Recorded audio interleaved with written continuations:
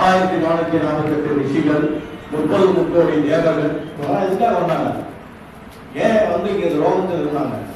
மக்களை திருத்துவதற்காக வந்தாங்க. உலக நீதியை மாற்றத்துக்காக வரமாட்டாங்க. இன்னைக்கு மழை பெய்யணும், இன்னைக்கு இது பெய்யணும், அப்படி அதுக்காக வரல. அவங்க மக்களை திருத்தி தன் வழிக்கு அழைத்து சென்று தனக்கு நல்ல ஒரு சிஷியன் கிடைக்க மாட்டானா அப்படின்னு ஏங்குறாங்க. ஒரு மனிதனுக்கு எத்தனை குருமார்கள் வேணா கிடைக்கலாம், ஆனால் ஒரு குருமாருக்கு ஒரு நல்ல சிஷியன் கிடைக்கிறது ரொம்ப சிரமம். அதுக்காக அவங்க லோகத்துக்கு வராங்க. அப்படி லோகத்துக்கு வரும் பொழுது அவர்களால் முடிந்த அளவுக்கு மக்களுக்கு என்னென்னமோ செய்யணுமோ எல்லாமே செய்யறாங்க. அந்த பாவத்தையும் தன் முதுகிலே சுமக்கிறாங்க.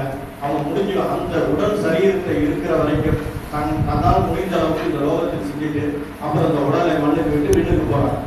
விண்ணுக்கு நான் பேசுறத அவர் கேட்டுட்டு இருப்பார், நிச்சயமா கேட்டுட்டு இருப்பார். ஐயா பத்தி 20 ஆண்டுகள் அவரோட பயணிச்ச வரைக்கும் எனக்கு தெரியும்.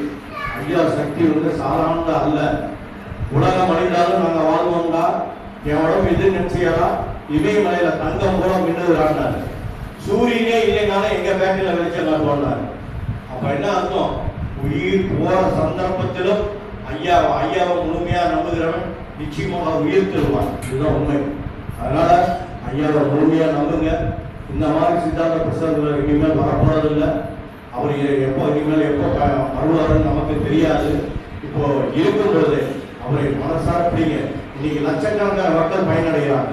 அது நீங்களும் ஒருத்தராக இருங்க. அதே மாதிரி நான்